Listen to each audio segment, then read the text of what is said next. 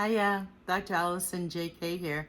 I wonder how you're doing in this here eclipse corridor we're in between the lunar full moon eclipse that happened on March 25th and moving towards what many are touting as the most important eclipse of our lifetime, certainly the most important astrological event of 2024, the April 8th full total solar eclipse and new moon. Now, there's a lot of symptoms that you could be feeling similar to the awakening symptoms that I used to talk about around 2014 to 2016-ish.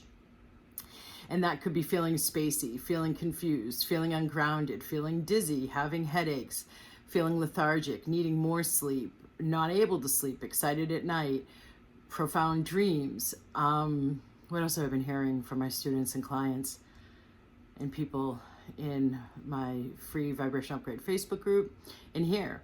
And by the way, stay tuned, because you are the first community of the communities that I have where I am announcing something really special that was completely unexpected to me, and I'm bringing it here to you all first in gratitude for the growing number of you in this YouTube community. And I thank you for being a part of it and listening and receiving and doing with it anything, it being what you hear and receive from me, that then helps humanity in this time, because these are considered humanity's greatest evolutionary leap, 2012 to 2032, right? And right now, this year, 2024, I perceived is a pivotal year. And then when I tuned in to do the energy read on the year, I also got that April is one of the most important months. There's a lot of intensity.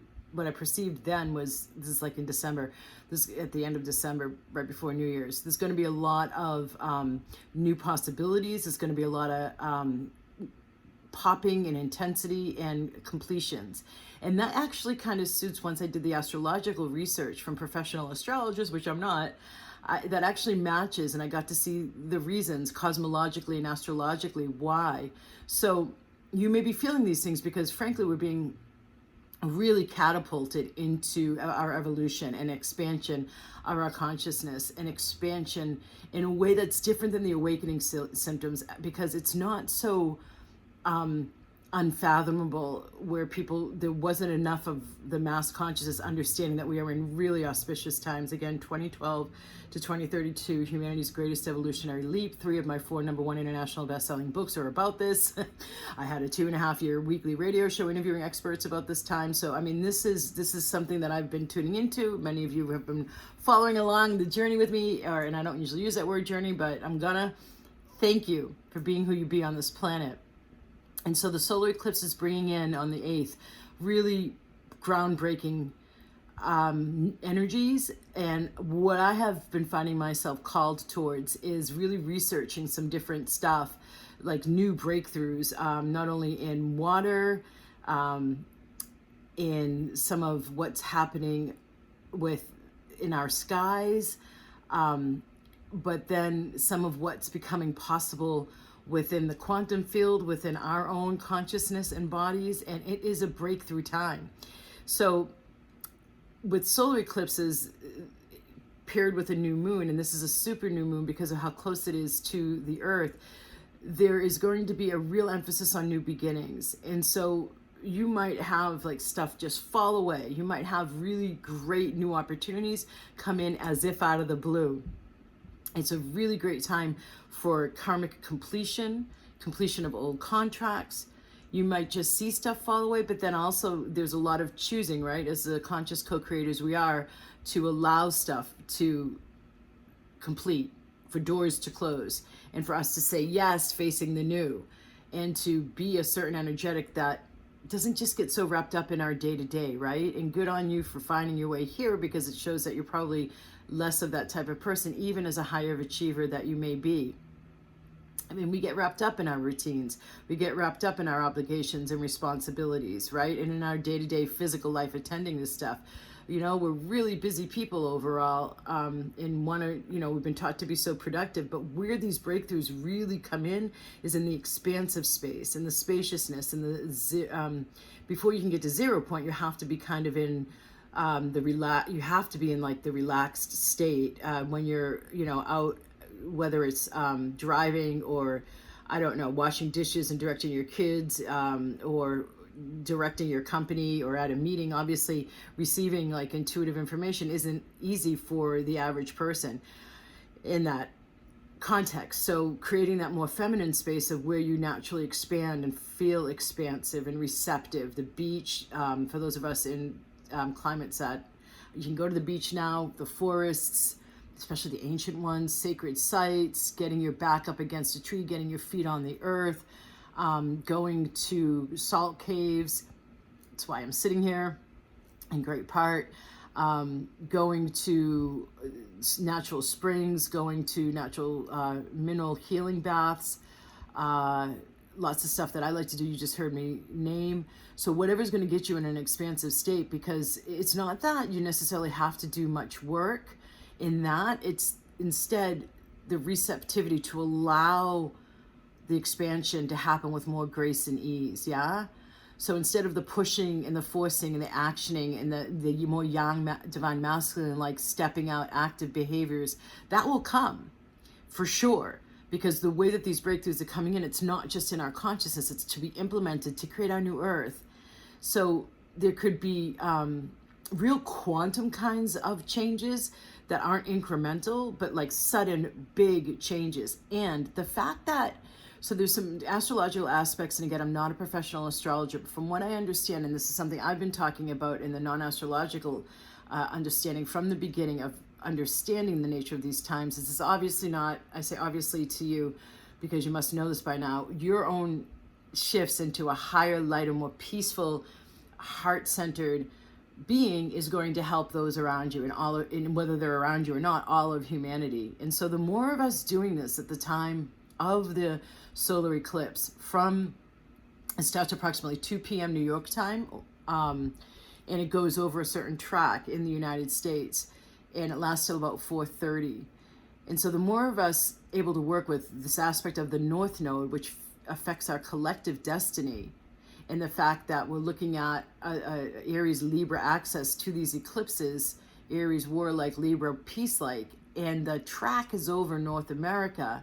My sense of it, and I wrote about this, it got its own chapter in my third book, Reasonable Dragons, unity consciousness is really coming in now. And I know that could be really challenging for some to believe, but it is. And so this, using the sudden changes and the breakthroughs in a peaceful way. Like I just had somebody say to me, they're going to spend the entire day of the solar eclipse in prayer, except when they attend the event that on Mondays is always my only non-public facing, non-deliverables, no clients, no sessions, no events, no calls. It's my only office day. And I have never, and I don't usually use never, always words, but offered an event on Mondays. And I'm doing it, just spontaneously got the idea. And so I kind of hustled my, God bless you, Larissa, my VA and my team to shift things around so I can get us a space where we're holding together this energetic for peace and for expansion of unity. And not only that, for the help with the collective, but the help for you personally, to help maximize what's these breakthroughs, maximize your personal development, your own evolution happening with as much grace, ease, speed, and joy as you possibly can allow, and seeing what other keys and codes want to come in. In particular, the work I have been doing recently with keys and codes, it's been phenomenal. I've also in this time have learned just from my intuition of a new technique that can really help come off of some people are using the word timelines. I just see that as karma. Yeah. You're on a certain path with a pattern from a karmic pattern, and then you complete that and it allows you to shift. Some people are using a more trendy word, timelines, but there is this new technique I have become aware of that's a really strong way to do what I just said. And so we'll be doing that on the solar eclipse event that I'm going to have, and I'll put the link below. It's on a week from Easter Monday the 8th, and there's an early bird price that you'll want to get in. So as soon as you see the link, as soon as you see this video, you're going to want to, I invite you and welcome you to join in, because whilst it's also going to be focused on helping the collective, and in particular the United States, in a way that can help the world, because of the positioning the United States is, I really welcome. I price is super low, in like a couple of years ago prices so that more people can access it, so that we can create as much of a field, a quantum field for bringing in this peace and this unity, as opposed to the abuses of authority, which is a great part of one of the things that's collapsing, and where you may have felt like an outsider on the peripheral due to your beliefs. That again, that unity consciousness, there's a whole bunch of aspects to the Aries sign that this solar eclipse and new moon is in, around leadership, innovation, and courage. And so we're going to be bringing forth clearings and activations to help you with that, as well as I'm really going to be working the thread of breakthroughs that will help you, and then those breakthroughs help humanity in some way. So I don't know what else I want to, there's a long list. I've done a ton of research about the solar eclipse because of its importance. And it's on the link. You'll see it below. You'll see just some of it, of what you're going to have clearings and activations for on this event. And the eclipse will be happening live whilst we're on this event together. It's timed at a timing and on a day, as I've already said, that are completely inconvenient for me. But as I have been talking about for quite a bit of time, the last couple of months, in particular, once we hit like mid-March, choose something new, do different things, shake up your routine. It is just such a new time. And rather than fight against it or struggle against allowing the new to come in, I mean, that feels to me the most basic level. We're instead gracefully allowing what is naturally wanting to come to completion without struggle and holding, because there's a ton of holding that people are doing right now in the face of these energies of the new coming in, clearing out that holding that the body gets trapped into. And see, that's not even pretty, is it? Like the energetic I perceive a lot of the times when I'm first starting an event is just so much holding. And where people have even continued to be in adrenal burnout, in fear and anxiety and not feeling safe because of the nature of the times we're living in, really collapsing that and helping you feel wrapped in a blanket of love, and really doing an elegant clearing. And I'm likely going to be bringing in a couple of spiritual tools that I use, that I've gotten from sacred sites around the world, that have been blessed by fellow shamans, etc., at sacred sites, that I don't usually bring in on events. I'm likely to bring in at least one, if not two, that I'm thinking of to help create and download to you, activating in your consciousness and field the sense of like how loved you are being whispered in your ear, and being wrapped in the softest duvet or fur blanket or whatever kind of blanket you love, that is the kindest to you. Like really helping you feel safe and know that you're safe to choose to elevate your consciousness now.